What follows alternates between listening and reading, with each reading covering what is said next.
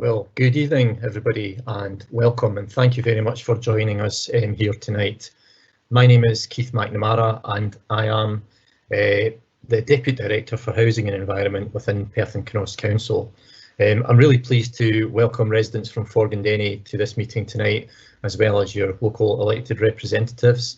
We also have representatives from the following organisations: colleagues from Perth and Cnoss Council, from the Scottish Flood Forum, and also Police Scotland. So tonight we're here to talk about the significant storm and flooding events of the 11th and 12th of August, which impacted on many areas of Scotland, and specifically in Perth and Cnoss, where we experienced multiple instances of flooding throughout our area. This resulted from approximately a month and a half's rainfall occurring within a 6-month period. So we're here to learn about what happened and why, and also what we can do together to minimise the impact of any future flooding event. I think it's fair to say the storm was significant, although saying that doesn't help those that had their lives turned upside down from flooding, and we absolutely recognise the suffering and long-term process of recovery from flooding which residents and businesses experience. In relation to the proceedings tonight, we're living in very difficult and challenging times. And this is reflected in the way that we are carrying out this meeting. Usually we would do these kind of meetings face to face, however social distancing is preventing us from doing so. So this is part of a series of meetings we've had with quite a lot of communities throughout Perth and Cnoss. It's a bit different, and I'll talk about the format.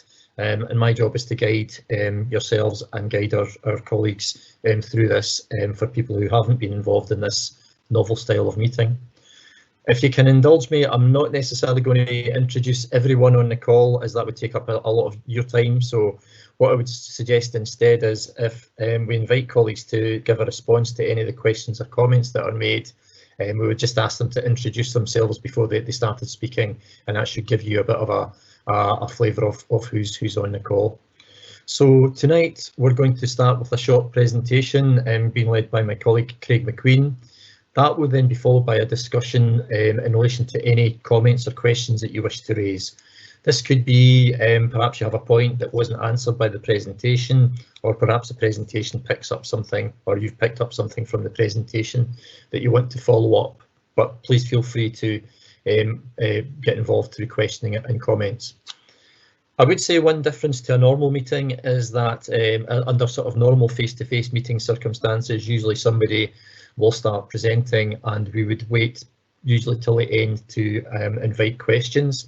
Because of this electronic format, what we can ask you to do at any point is just start putting in questions and comments into the box, so that if something crops up from what somebody says, by all means stick a comment or question into the box, and we're more than happy to answer it. But we will start that answering process once colleagues have finished the presentation. So I'll maybe hand over to my colleague Bobby, who's just going to talk you very briefly through how to post questions and comments. So over to you, Bobby. Hi everyone, good evening. If you need to post a question, you should be able to see a box in the corner that's got a tiny question mark on it. If you click on this, I can see a few people have put some questions already. You put your questions in there and we will aim to try and answer as many as we can by the end of the month. Thank you. Okay, cheers Bobby. One of the advantages of doing a meeting in this format is that we can actually record the meeting. So this is being recorded, and what you might find, and you might find a little bit strange, but I'll explain why I do this, that as chair of the meeting, I will reflect what the question is. So I will actually ask the question effectively on your behalf to colleagues. In that way, the question gets recorded on the presentation, and that recording will then be shared on YouTube. So it does mean that people who can't make the meeting tonight but are really interested in the subject matter can go back to the presentation. And also the other advantage of logging the questions is that the questions will be logged in both the questions and answers, and the video will be shared for the benefit of those who haven't been able to make it tonight. And what we found from previous events like this is somebody may post a question and somebody might know the answer. So people are putting things in the chat as we go along, so sometimes questions are answered pretty much dynamically as people plug things into the question and answer session. So tonight is not necessarily the start of a process, because there's been quite a bit of communication between public services and communities. But what I would say is this is not the end of the conversation, and we would warmly invite anyone that wants a further follow-up or a one-to-one meeting or anything like that to get in touch with us. There'll be contact details on screen at the end of the presentation. But really it's that opportunity to ask questions tonight, but by all means come back to us, whether it be ourselves or any other partners on the call tonight, and we'll certainly put you in the right direction. So to start the process for real, I'll invite my colleague Craig McQueen to just talk you through some of the overview of the storm and our response and what we can do together. So over to yourself, Craig. Thank you very much, Keith. Just for everybody who doesn't know me or hasn't maybe met me, my name's Craig McQueen. I'm an engineer in the flooding team at Perth and Kinross Council. So I'm going to really take you through presentations in two halves really. So the first half's about the flood event itself and the public authority's response to that. And the second half of the presentation is really about flood recovery and the ongoing work before we open up and go through all the questions that's been submitted this evening. So I'd like to start just by talking about the storm on the night of the 11th of August. So, I mean, I think everyone on the call experienced it and knows how exceptional it was, but a little kind of overview of it is that we had thunder and lightning for approximately 6 hours from 11 PM on the 11th of August. That continued into the early hours of the 12th. We are now up to about 200 properties having been affected by flooding. That number has been increasing for a while as we get more reports and we get out to more locations and speak to more people in different locations. So as well as flooding in Forgandenny, which we're here to speak to about tonight, we had flooding in Perth, communities of Ailith, Kinross, Dunning, Pitlochry, and various other kind of rural areas were badly affected.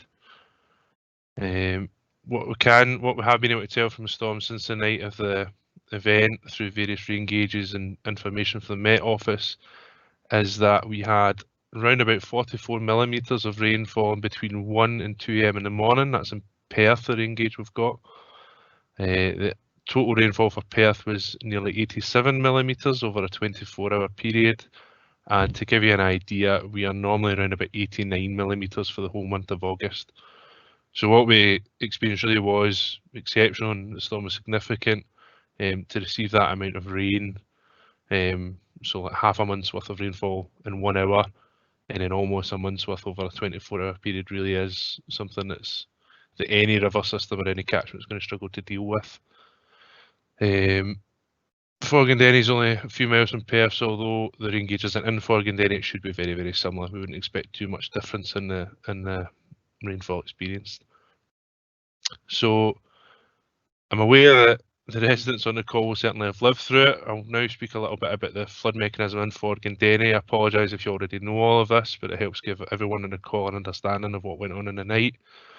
It lets you know that we understand what happened as well, and if there's anything that you feel we have missed here or anything you think we need to understand a little bit better, certainly just pop a comment in that Q&A box. So our impacts to date, that we think there's about 9 to 10 properties in Forgandenny that have experienced flooding. Most of them were flooded via air bricks and from the underside of the building. I understand a lot of people in the area, particularly Glenelg Park, have got insulation below ground level, which has soaked up a lot of, well, any flood water that's got into the subfloor and has caused damage in there. The main route of the flooding was a small unnamed watercourse which runs under the B925. That's the main road that runs in a kind of east to west direction through Forgandenny. So the burn flows from a south to north direction, past County Place, past Glenelg Park, and eventually meets with the River Airn. Where the flooding seems to have originated is really to the south and to the west of the village, over the local fields. There's various things we've picked up in the watercourse since the event, so there's some public utilities that are in the burn which may be causing an issue. The burn actually gets narrower and smaller as it runs towards the culvert under the B925, and then obviously there's a trash screen which is to prevent blockage under the road, so we're aware that that became blocked on the night of the flooding as well. So we're aware that the water really built up in those agriculture areas to the west and to the south. We're aware there was a boundary wall that was knocked down, which obviously exacerbated the flooding. And then we had flooding build up to a depth in Glen Park. The water sat there for quite a lengthy period of time before it could outflow to the north via Station Road. And then eventually, once water levels only really began to drop when water could get through that culvert under the B925. So that was really, the flooding was quite prolonged in comparison to a lot of other places. The water sat for quite a long period of time before it got away, which obviously adds to impacts on the local properties.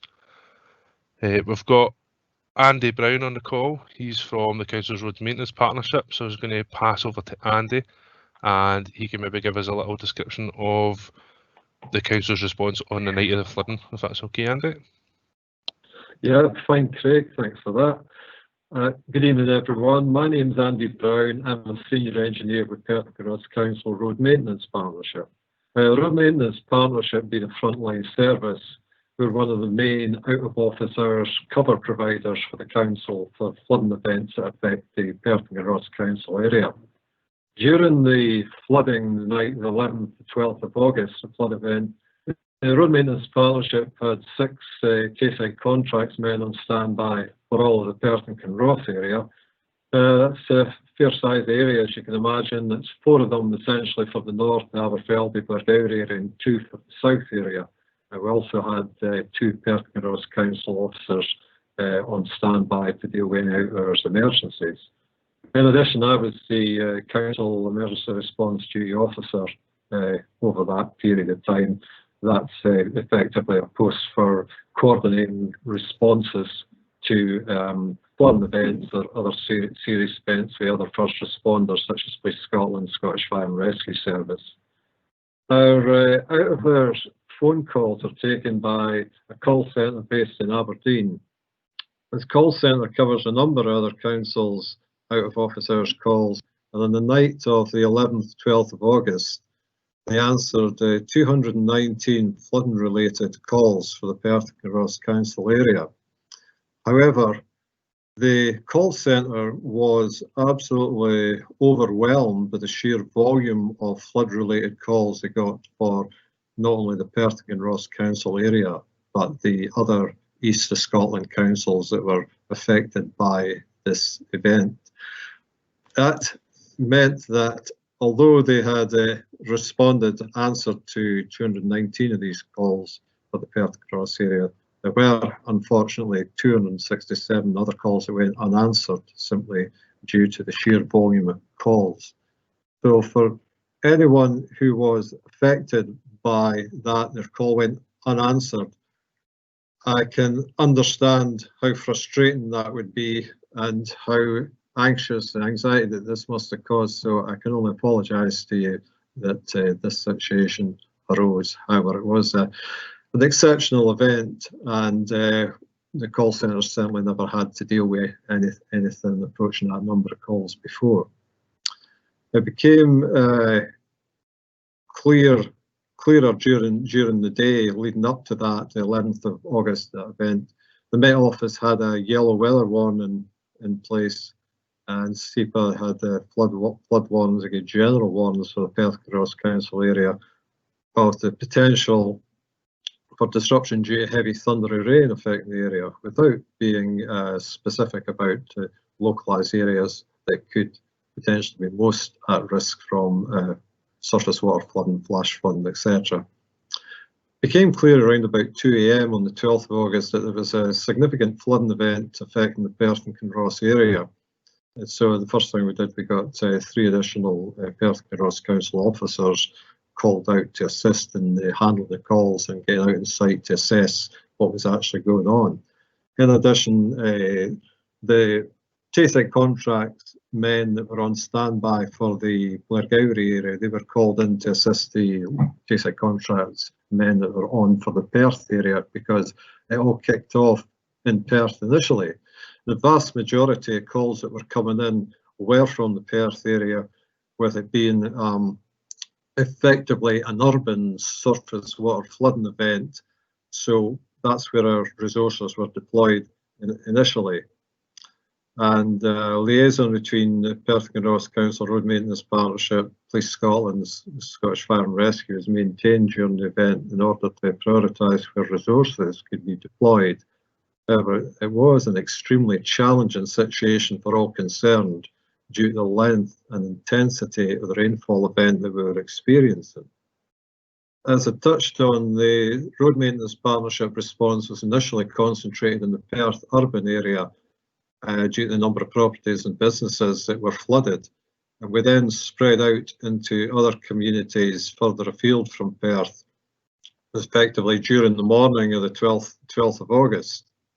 The resources were initially used to close flooded roads, supply sandbags to properties, and clear floodborne debris from public roads.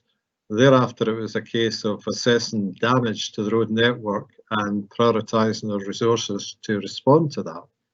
In regards to Forgandenny in the general area, there were various road closures put in place where we had culverts washed away, for example, in the Station Road and over at Culchucker.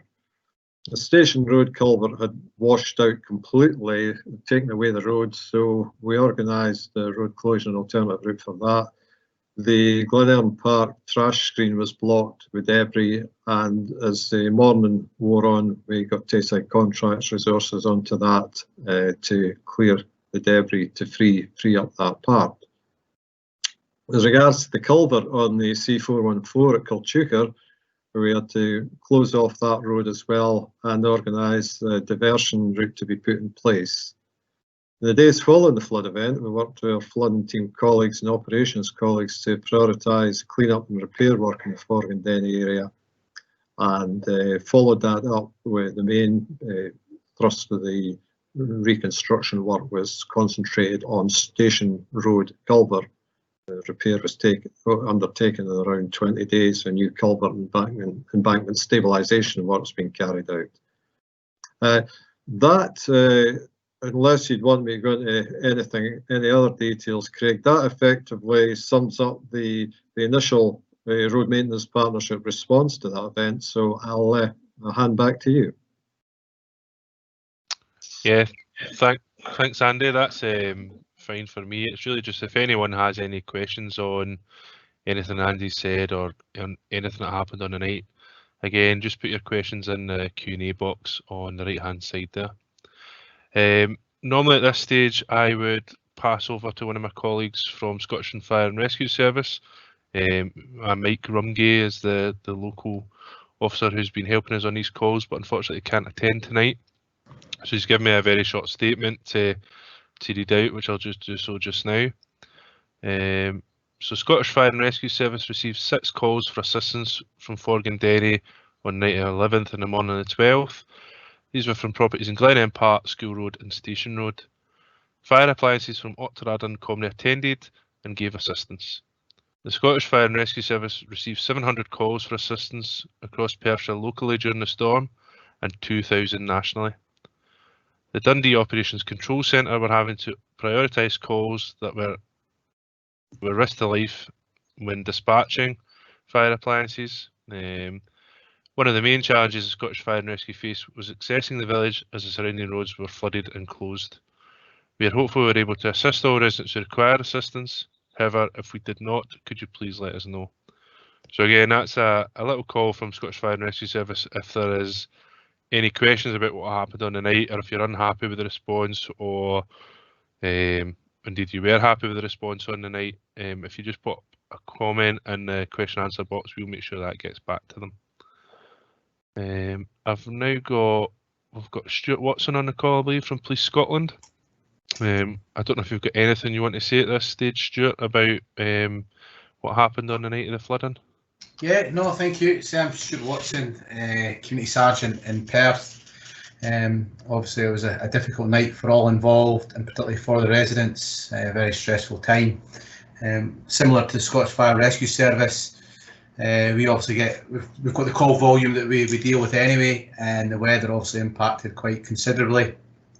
we have to try and prioritise the resources that we have. We put them to the areas and we respond best we can. Again, just looking at the welfare issues and the calls that we must prioritise. A lot of the feedback we received is obviously around the road closures. Obviously, people look to ourselves to do the road closures. In these kind of weather conditions, it's very difficult to get the appropriate signage, the cones out, and the way the water's running, it just takes everything away. Without leaving officers on points on every road to officially close roads, which we can't obviously do due to the numbers, people will ignore the signs. They will drive down roads that they maybe shouldn't. That causes the bow waves. That causes the residents to have further frustrations. So we understand that. We try to do our best with that, and obviously any feedback we get, we will review that and see if there's things we can do better the next time. If there's any questions, I will try and answer them tonight. If I can't answer them, I certainly will get answers for the residents. Okay. Okay, thanks very much. That section of the presentation was really about the response on the night of the flooding. This next section is really about what's happened after the flooding, so it's about recovery work. We've got Carol Rayburn from Scottish Flood Forum who will talk about their role, and then there's various other little sections there which we'll go through before we get to the question and answer session at the end. I'll just hand over to yourself, Carol, if that's okay, and you can talk about the work that Scottish Flood Forum are doing at the moment. That's great, thanks very much, Craig. So I'm Carol Rayburn and I'm Director of the Scottish Flood Forum.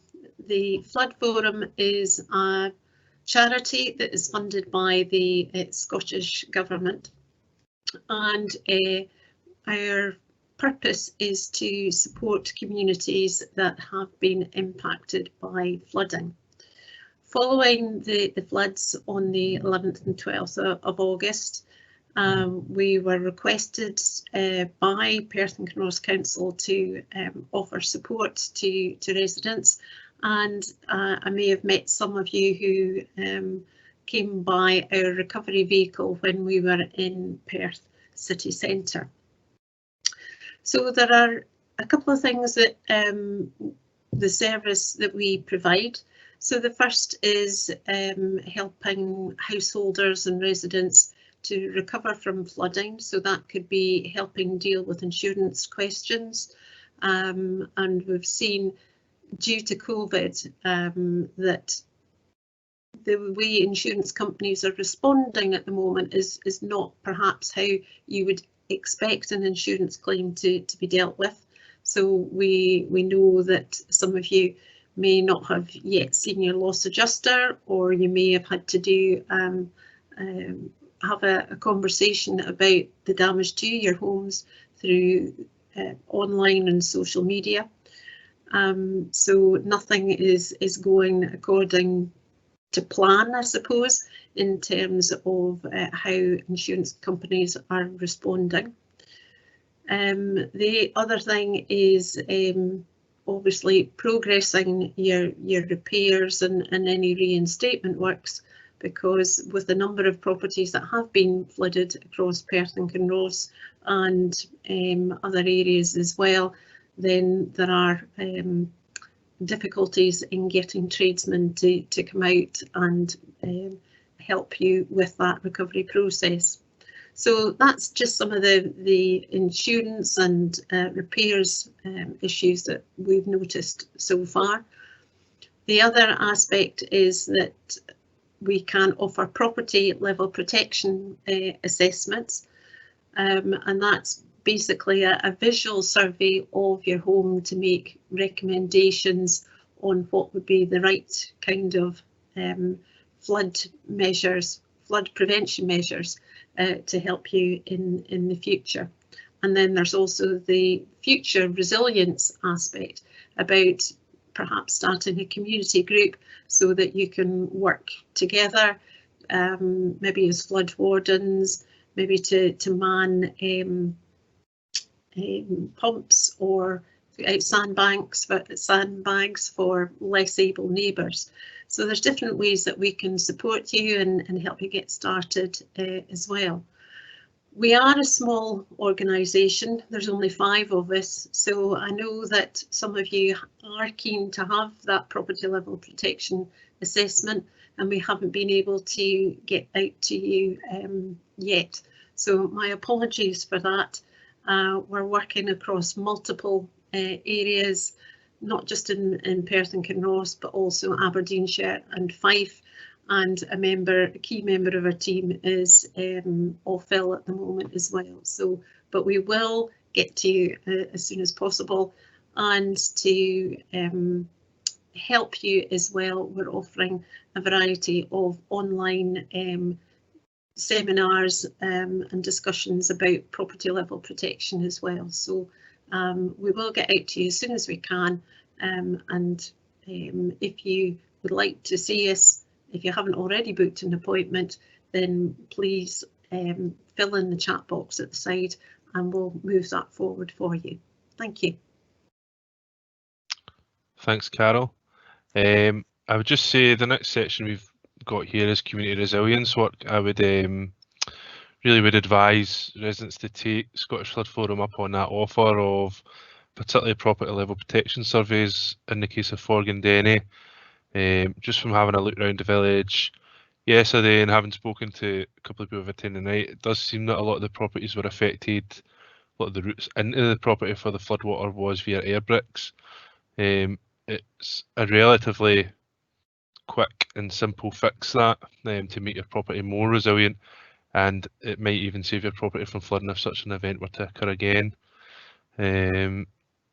As Carol said, you can also look at having your own supply of sandbags available, or look at things like door guards and various other products. There's information on things like that on the council's webpage. So if you want to have a meeting with Carol or the Scottish Flood Forum team, that's fine. Alternative, you can actually speak to ourselves at the council. We may be able to assist as well. And as Carol mentioned, if the community wants to start a community flood resilience group, they'll be supported by the council on this. It's something we see quite a lot. It's little groups of residents coming together, supporting each other, particularly supporting vulnerable residents or elderly residents locally. And we have a contact at the council who will advise on that and help on that, a chap called Keith Colville. So if anybody wants to look at that, if there is a motion to set up a group in Forgandenny, then we'll certainly look at that, and we'll put contact details up at the end of this presentation where you can get in touch and we can look at assisting with that. Again, I've got on the agenda here that SEPA would provide an update. Karen Bloodworth, she's attended quite a lot of these things, unfortunately wasn't able to attend tonight. I've got a short statement again to read from Karen, which I'll do so just now, if that's okay. So Scottish Flood Forecasting Service is provided in partnership by SEPA and the Met Office. The service provides a daily national flood guidance statement which is issued to Category 1 and 2 agencies, including local authorities and emergency responders, and provides an assessment of risk for the following 5 days. The Scottish Flood Forecasting Service also supports SEPA's Floodline service, which provides live flooding information advice on how to prepare or cope with the impacts of flooding 24 hours a day, 7 days a week. For those registered with Floodline, they can receive flood messages for any of interest direct to their phone.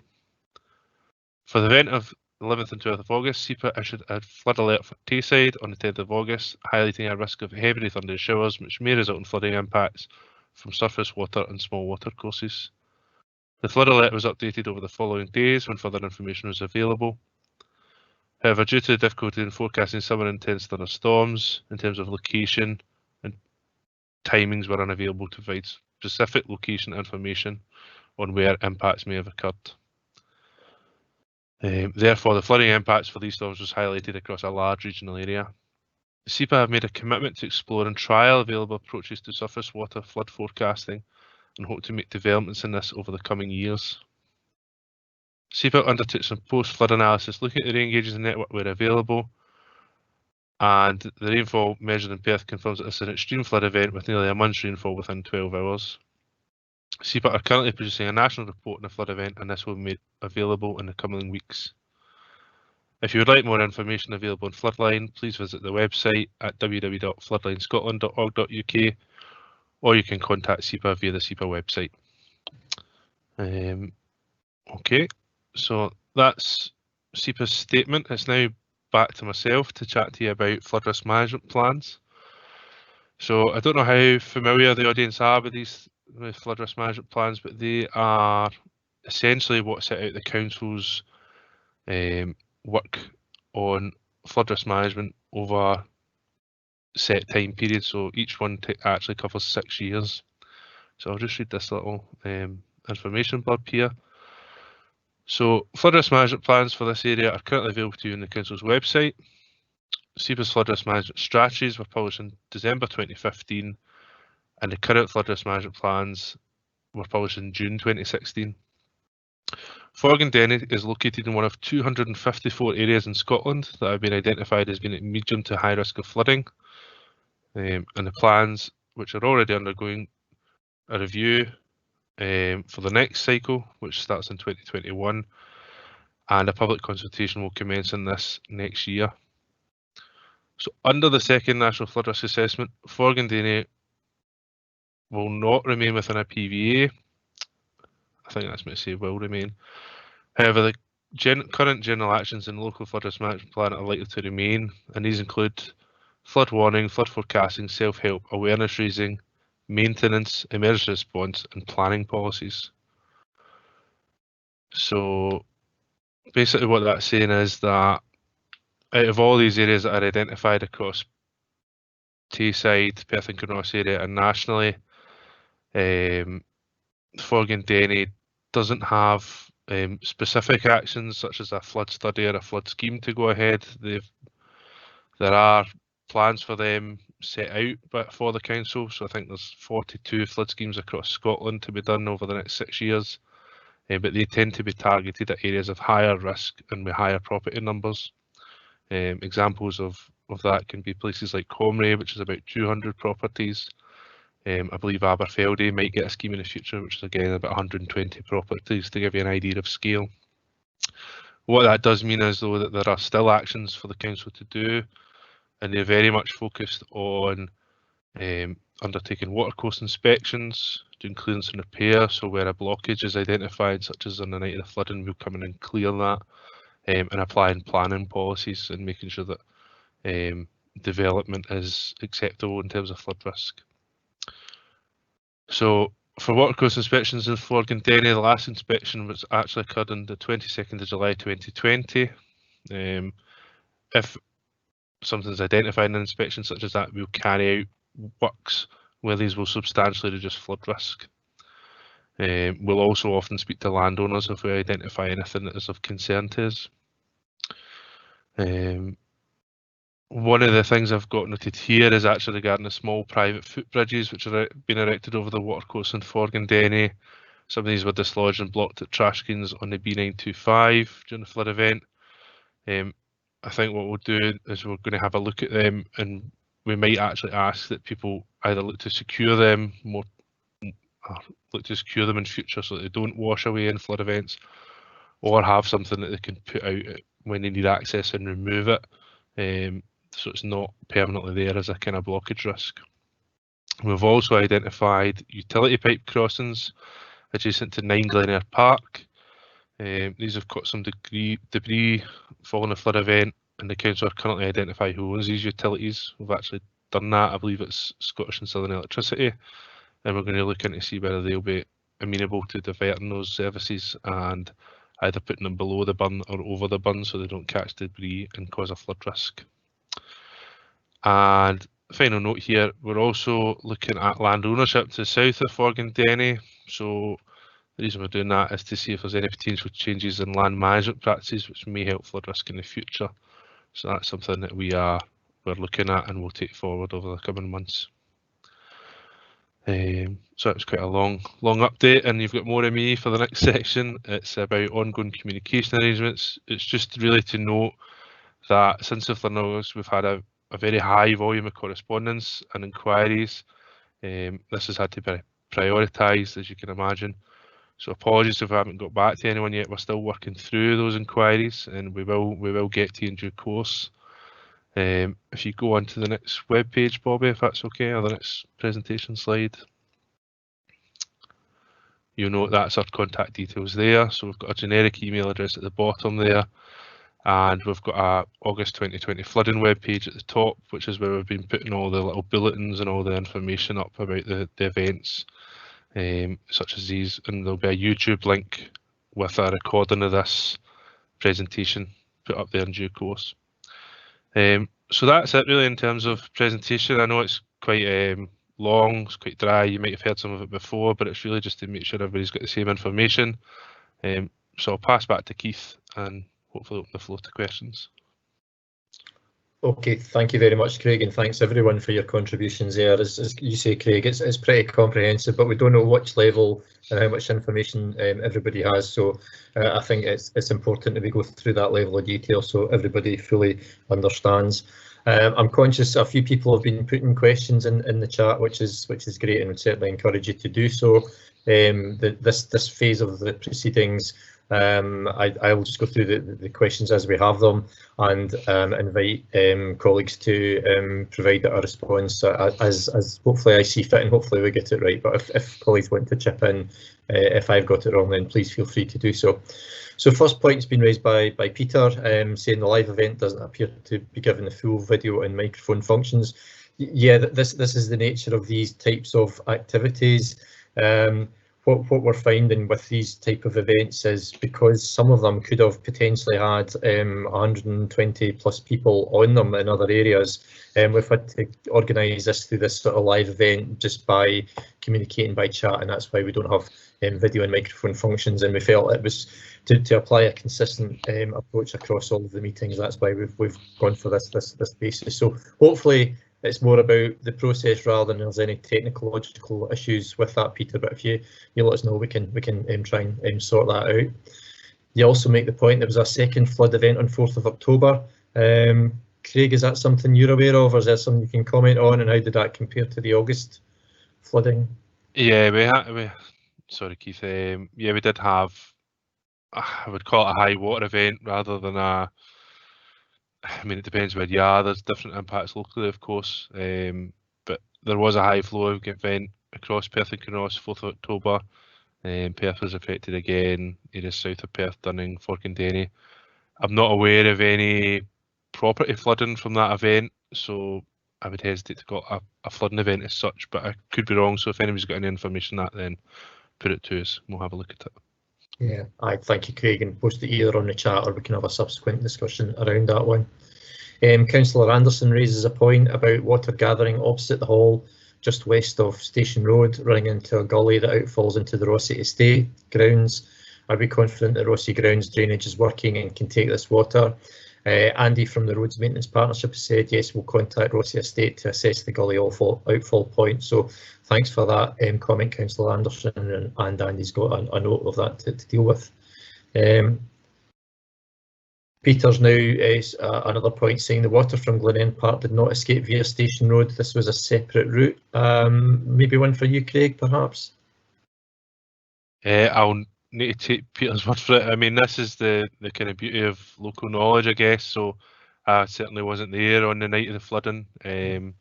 So my understanding, looking at the photos, I'd done a little walk over and had a look at the photos. So and that's where I thought water had built up to that level and escaped via that route. If that's not the case, then I'll need to revise my understanding with the help of the locals and possibly other members of staff who do have a bit better knowledge. But that information's welcome.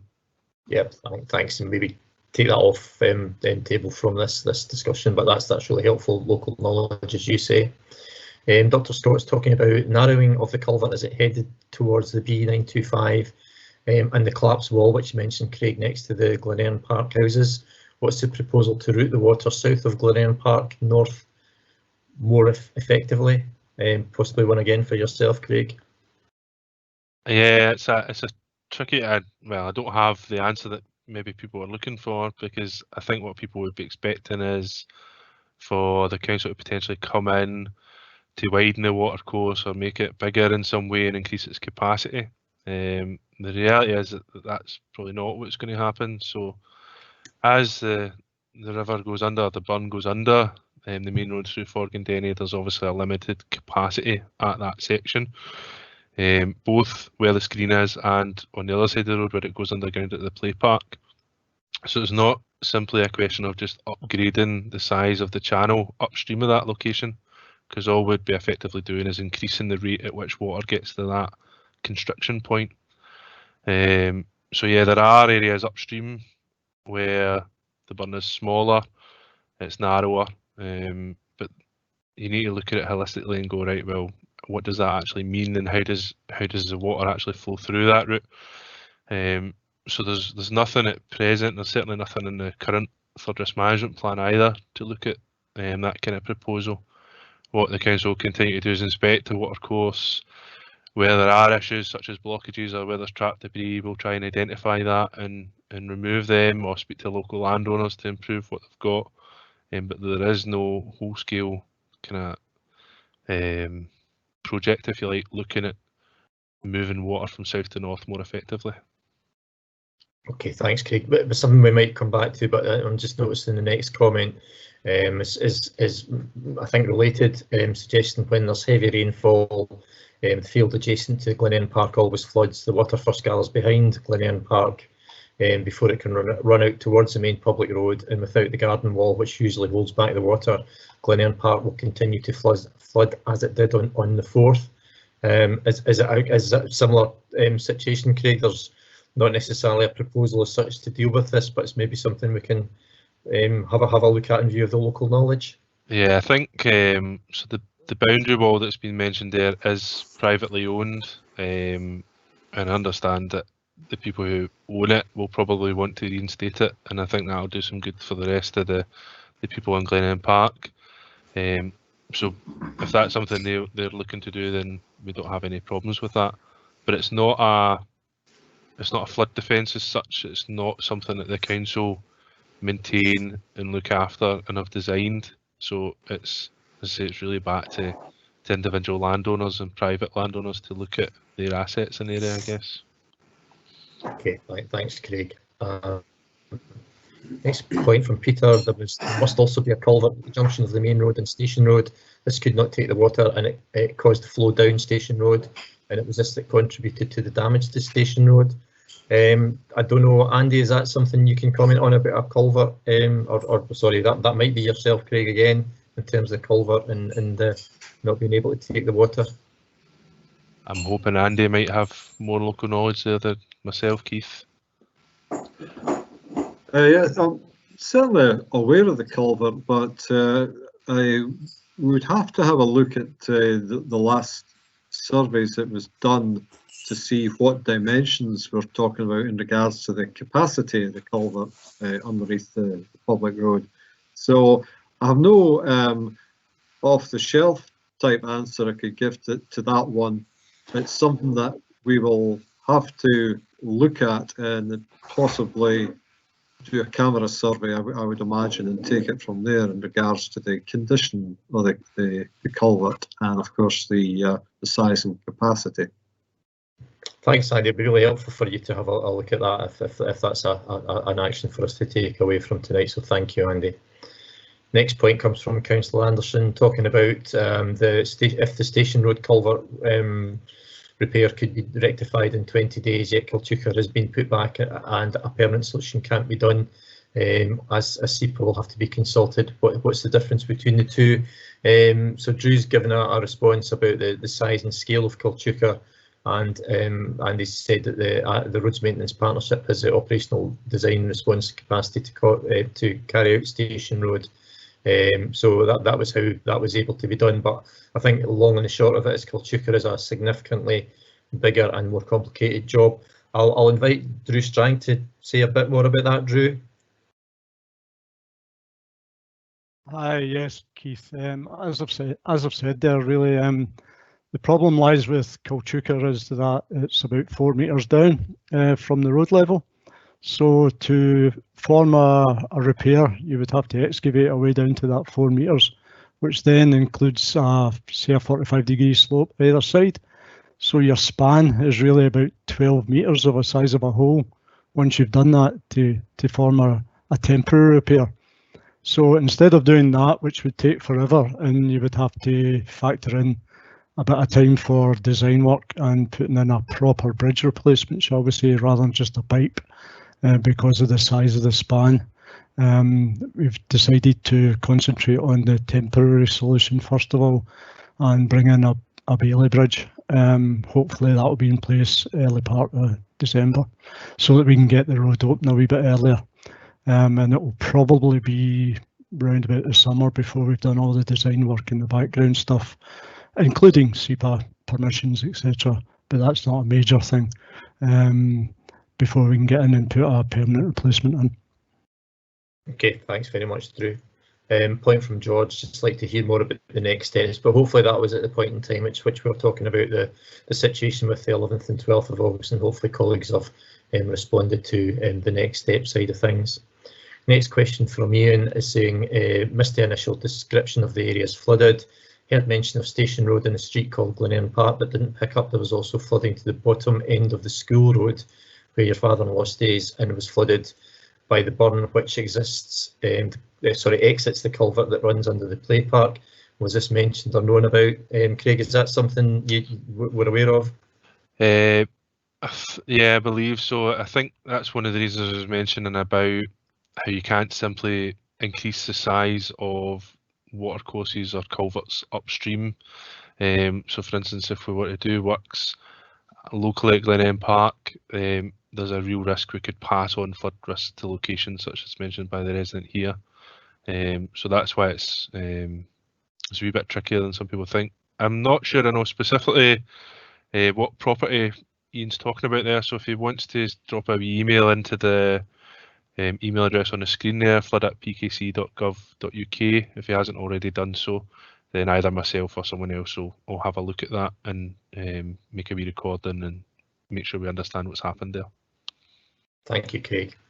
Next question from Paul, highlighting the runoff channel between numbers 1 and 5 Glenelg Park is not being clear of debris and weeds, which hinders the water flow down the main road and culvert, which contributes to the culvert grill becoming blocked, causing water to back up. Paul's question is, who is responsible for keeping this channel clear, and are they aware of the responsibility?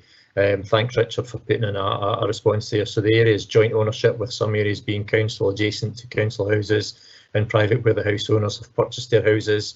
So we undertake 6 monthly inspections in the area.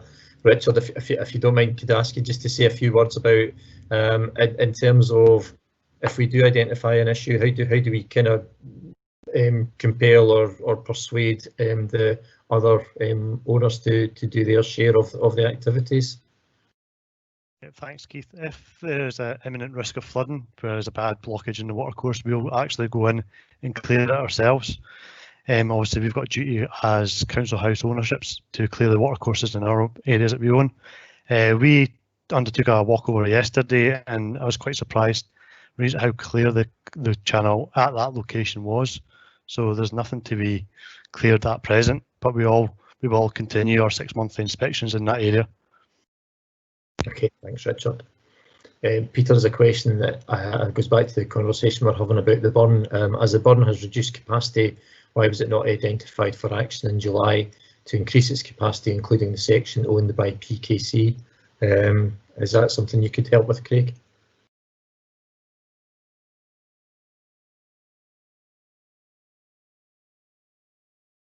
Are you there, Craig? I think Craig's maybe frozen, perhaps.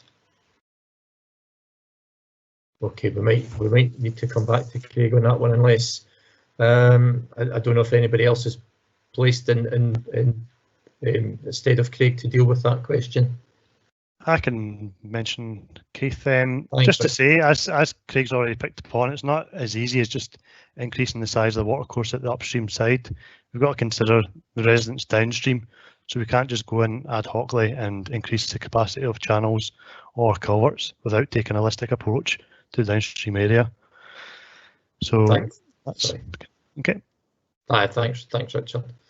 The next point was made about the low level of the field further away from Glenelg Park allows the burn to continually flood the field. Would it be possible to contact the landowners to see what can be done to raise the ground level to reduce the flow towards Glenelg Park? I think Craig maybe mentioned something about looking at the land ownership on the south side and any mitigating measures. And if Craig's not back with us again, sorry, Richard, you're getting on a bit of a shift here. Is that something you could maybe help with? Yep, yeah, definitely. We are trying to find out land ownership. So we've got the land ownership details of the farmer at that end. We're still to make contact with them. We're also going to be looking further upstream, as Craig previously mentioned, to look at things that we can try and hold the flow further upstream. So we are looking at land ownership, still early days. We're still recovering, trying to find out all the sources of flood risk in this area. So we will be contacting the landowners upstream. Okay, thanks very much, Richard. So a really helpful suggestion from the resident there. Peter, moving on to the next question. Peter saying, feel there's a need for a flood study to understand the flooding incident. There's no full understanding of the dynamics of the flooding incident. While this even was the worst for years, it happens at least twice a year. But I think what Craig was saying at the outset was that we would be looking at our kind of flood management plans and flood studies so early into next year. So again, that's maybe something, if Craig's either back on, or again, sorry Richard, something you might want to comment on. Yeah, obviously, as Craig touched upon, we've got no plans to do a flood study in this area. It's not put in the local flood risk management plan for this potential vulnerable area, but we will try and look at measures that we can possibly implement. We strongly suggest that people do look at trying to protect their homes using the air brick covers. Obviously, as previously mentioned, that was the main source of how floodwater entered people's houses, but also the private wall on the upstream side. Going forward, we will consider looking at a flood study, but as we said, we've got other areas that are getting a flood study before this area, but we will consider it.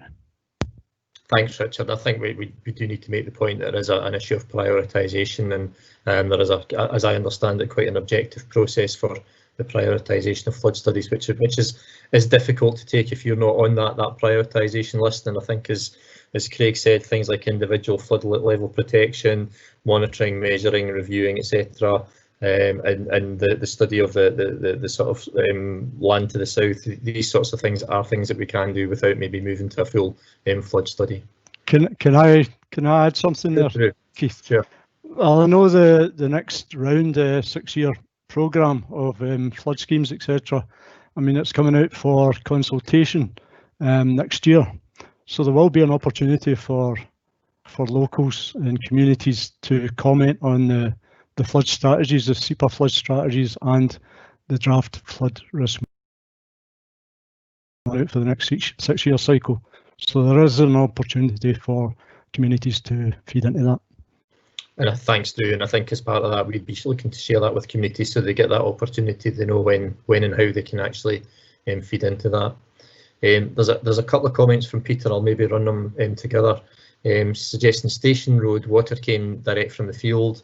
The Rossi culvert clearly does not have capacity, and then it says the limited capacity in the culvert is in the culvert owned by PKC, and we know that culverts are discouraged by national policy. I'm not too sure whether that is national policy, i.e.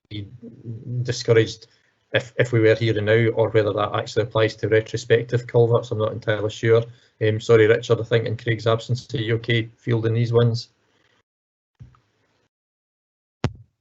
Hi, Keith. Yeah, generally, any new development, we do not promote culverting of watercourses. It makes it very difficult for us to inspect and maintain.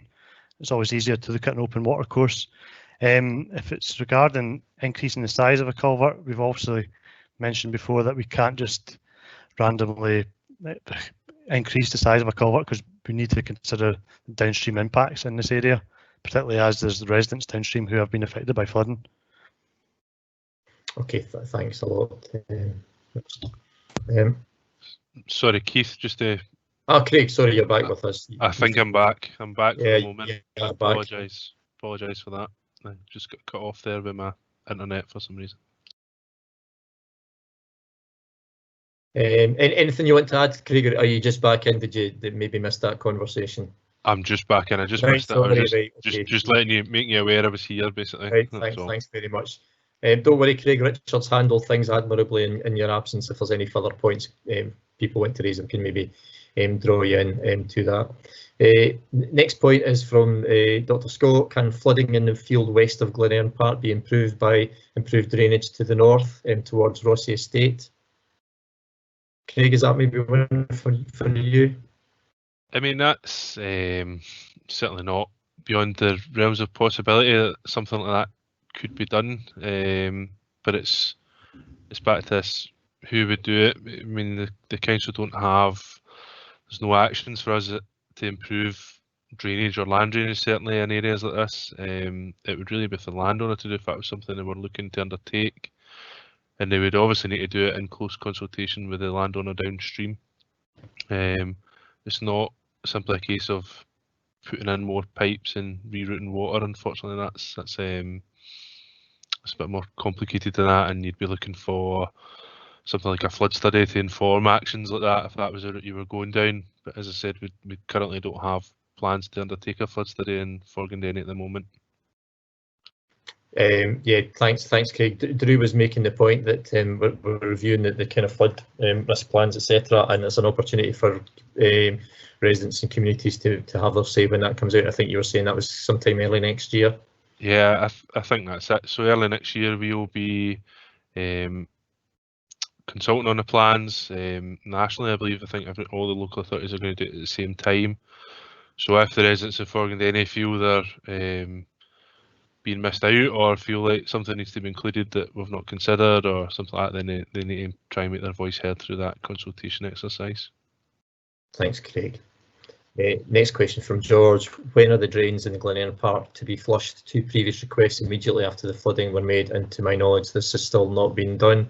I'm not too sure who might be able to deal with that. Possibly Andy, about drains being flushed. Yeah, certainly, Keith.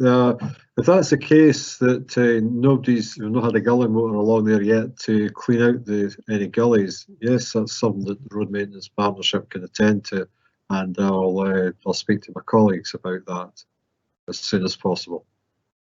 I appreciate that, Andy. Thanks for that. Next question from Ian, and this we've talked about culverts. My apologies, I don't know the geography too well, but will the culvert that runs beneath the school road be looked at? I'm not too sure if that's the same culvert as we're talking about, or is that something else overtopped and flooded the house at the end of the school road? Is that the same one, Craig? Is that a different one? Most of the chat to date's been about the one near the post office, so this one's downstream a little bit, I believe. We actually have a camera unit operating at the moment and a Vector unit. That's something which we use to clear out pipes as we go. So we've had that operating for the last couple of weeks in areas of Perth. It's been up in Ailith. I think it's going to Bridge of Erne. So there's absolutely no reason we can't get it to Forgandenny. I think Ian made a comment earlier about his father-in-law being flooded. So if he puts his details again to that flood@pkc.gov.uk email address, I'll maybe give him a wee phone at some point and come out and have a look if that would be suitable. Thanks, Craig. That's really helpful. Thank you. Next question, it relates to the private wall, which we've talked about earlier. If it's to be rebuilt, can the council advise the landowner on the most effective way to rebuild this wall? Craig, I think we'd have maybe a similar circumstance somewhere else. I think you were saying that we're happy to advise landlord. It's obviously for the landowner to do, but we could help them in terms of giving some direction. Yeah, that's the case. So it's quite a common thing we get asked to do. Usually it's walls along riversides, in fairness, but yeah, we can certainly provide advice if local residents want that from us. Okay, thanks, Craig. Peter's making the point the capacity is clearly totally inadequate, causing frequent flooding and road closures. I think that the point's been made in terms of the flood studies that we're committed to do, the prioritisation that we have, and there is that opportunity to respond via the review work that we'd be taking on undertaking with our communities next year. So I think unless there's anything that we can sort of add to that, Craig, I think we just need to say that's the opportunity to do that within the context of all the other areas which are subject to flooding within Perth and Kinross. Yeah, I think that's it. We actually don't. I know Peter said here that it's frequent flooding and frequent road closures. In terms of prioritisation for flooding, road closures don't really have a huge influence for us unless they're completely cutting off communities for extended periods of time. We really look at history of flooding to properties and repeated flooding to properties, which we're starting to build up a picture of here, obviously now, but it's not something that we've certainly had a lot of in the last 10-15 years to inform our priority list, if you like, till now. So yeah, I can understand why Peter might be saying that, but yeah. Thanks, Craig. And I think I would refer back to what Carol's very kind offer about property level protection and any support the Scottish Flood Forum can give to individual properties as well. And indeed what colleagues were saying, particularly yourself, Craig, around local flood resilience groups and how the council and the Scottish Flood Forum can support people with their own kind of flood mitigation activities at a community level, at an individual property level, and we're happy to help in that way. Next question is mentioning the garden. If the garden wall is not reinstated at some point in the future, the street drainage is the only way for the water to escape Glenern Park. Is this not putting additional pressure on an already overstretched and unsuitable sewage treatment plan? I'm not too sure we can maybe respond in terms of the sewage treatment plant unless anybody knows anything about the capacity issues for that. that would be something for Scottish Water, really. That would be their asset and their treatment plant to look after rather than the councils. But it is possible the road drainage certainly goes to the sewage treatment plant. That happens in quite a lot of places.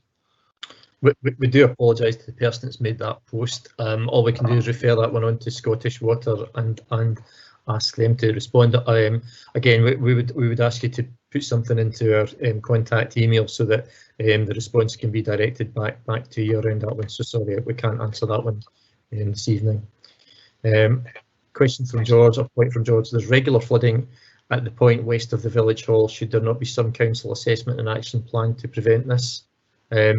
Again, you know, Craig, you've kind of and indeed Richard have kind of raised the points about the actions we're taking. Is there anything we can kind of look into that as part of what we're you know, the sort of review of what's happened and the lessons learned? I mean, it's always a case that where there's flooding and we've recorded it, so we've got a good idea of all the property impacts there.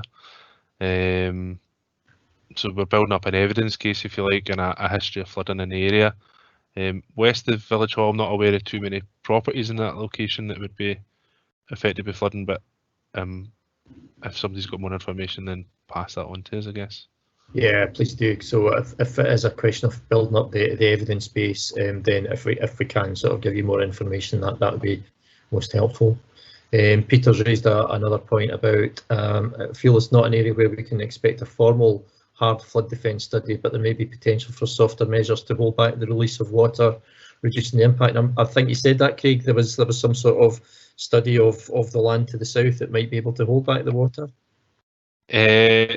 Study's a strong word. Right, yeah, we're certainly going to. Richard and I are going to try and speak to the landowners south of town. There's certainly space and opportunity up there for features that might hold back some water. So we need to. They are the landowners ultimately, so we need to speak to them how they feel about it, and see if that is something that we can maybe look at. But there is potential for things such as that upstream, yeah. Okay, thanks very much, Craig. And Councillor Anderson was raising the point, some older residents feel the piping through the park has made flood risk greater. Has reinstating ditch be an option, as it may hold more water during high rainfall? Craig, is that something you can comment on? Just a general point that we would much rather water was at surface than in a pipe. Normally that generally is how we prefer to manage water.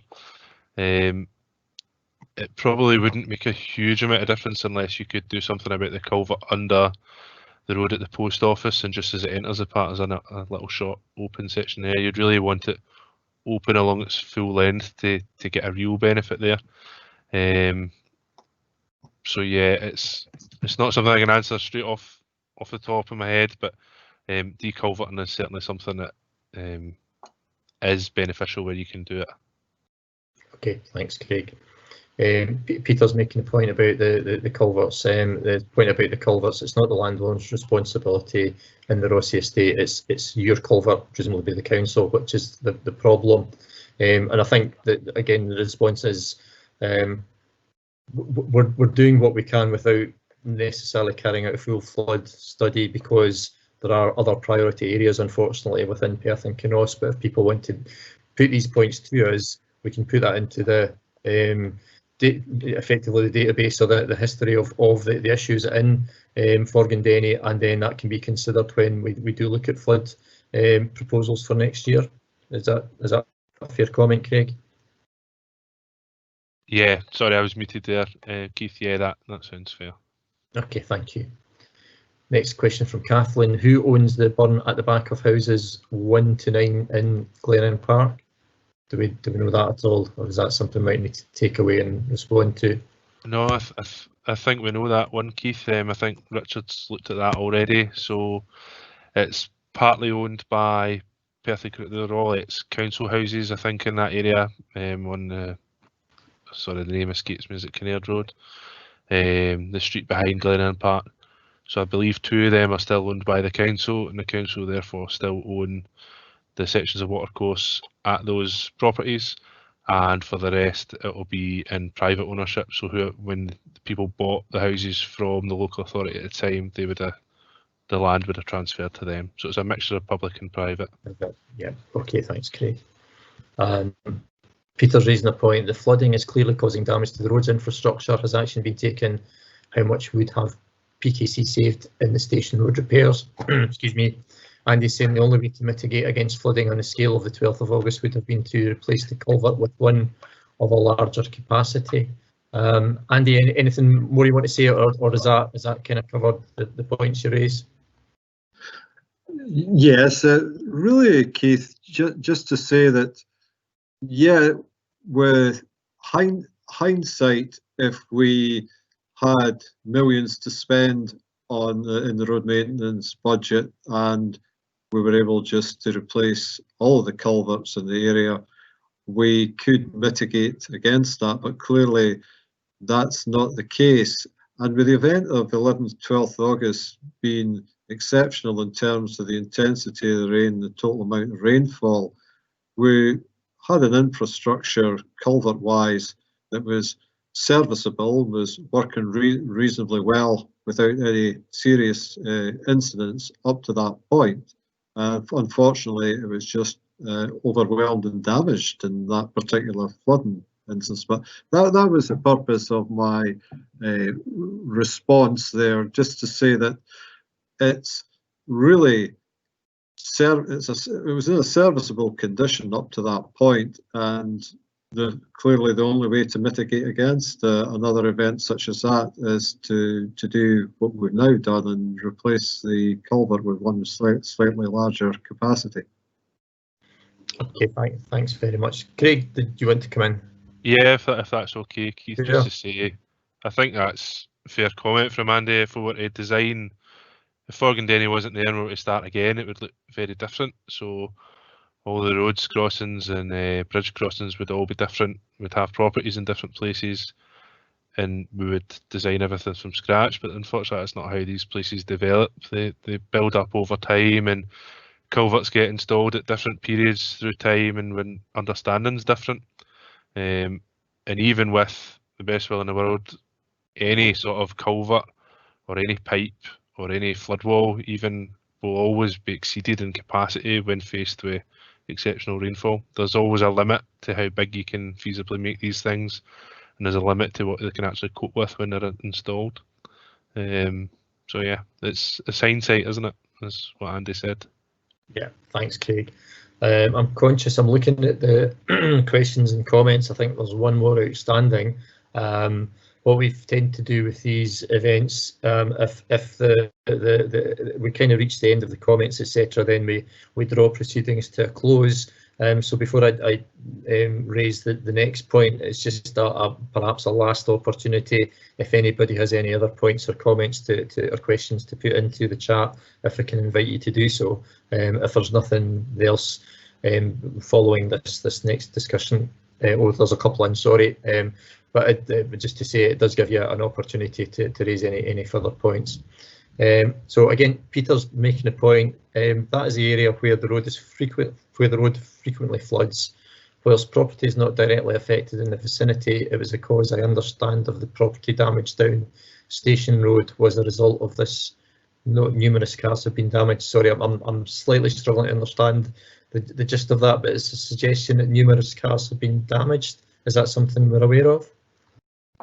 I think just look. I know Peter's met with my colleague Richard Hamilton to look over flood risk, but I think I might try and take Peter up and have the same kind of walkover, just so my understanding's fully up to speed, if you like, with the local knowledge that we've got there.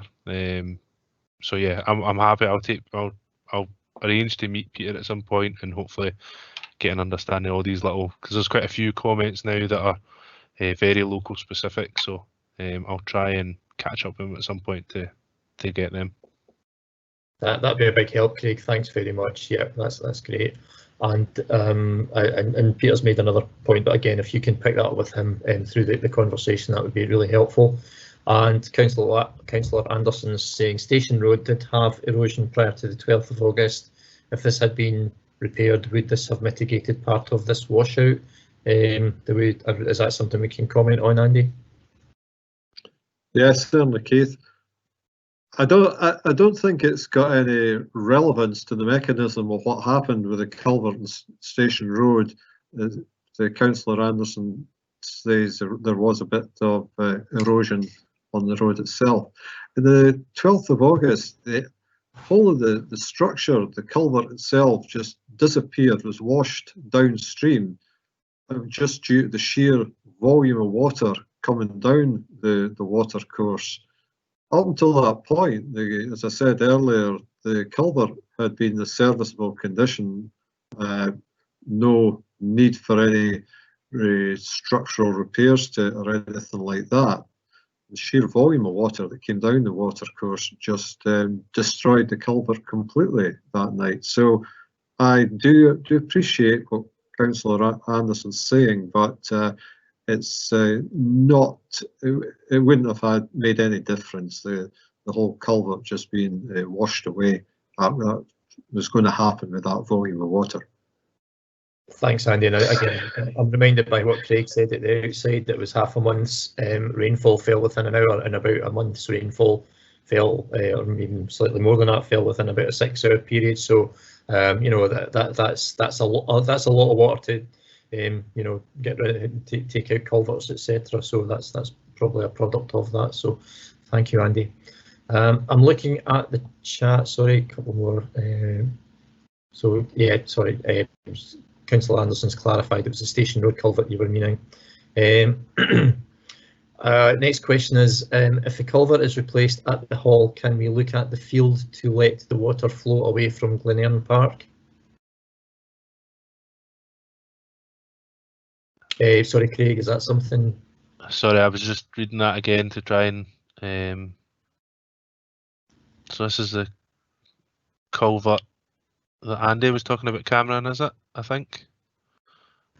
I'm not sure. We can look at that if I get if a it's bit more detail. If it's the culvert to the west that we suspect is there and is largely buried, I believe, then there may be an opportunity there. But again, we'll need to speak to landowners and such like before we make any commitments to do things like that, both up and downstream. Okay, thanks a lot, Craig. And Paul's raising the point, and thanks for raising it, and I totally appreciate where you're coming from with this. Your 1-year-old car at number 4 Glenern Park was written off, and that's yeah, really terrible situation. So sorry to hear about that, and that kind of bears in the point that Peter was making earlier on about cars being damaged. So thanks for that information, Paul. Any other? I'm just hold out there for any last minute comments or questions before I bring proceedings to a close for this evening. Well, what I'll do is I'll wrap up my sort of part of this, and if there are any last minute calls, then we can deal with them. Just to say a huge thank you to residents for taking your time out this evening to listen to what we've had to say, and also to pose your questions. Hopefully we've given you answers, and those that we haven't given answers to, or we need to meet further or have further conversations, we're more than happy to do so. Thanks to elected members for dialing in, and also to council colleagues, to Carol from the Scottish Flood Forum, to Stuart from Police Scotland, and possibly more especially Craig, who's had to shoulder the biggest burden of the responses and presentation tonight. So thanks very much to everybody for that. And we've just had, I think, a last comment. It's from Kathleen. How soon can we talk to landowners? Is that maybe Craig or Richard for that one? Yeah, Richard and I have put in a request to Estates College to identify all the relevant landowners. As soon as we've done that, we'll start that as quick as we can. Really, there's potential for some stuff upstream that we've already kind of had a look at between ourselves. So we really need to start discussing that with them as soon as we can. So no dates. Unfortunately, I don't have a hard date, but it will be shortly. Okay, thanks for that reassurance, Craig. Okay, I'm seeing no further questions, so I'm just double checking. Yeah, sorry, I think that's the last of the questions we've got so far. So thanks once again, everybody. Enjoy the rest of your evening, and thanks very much for contributing. I think we'll call it a halt to the proceedings there. Thank you.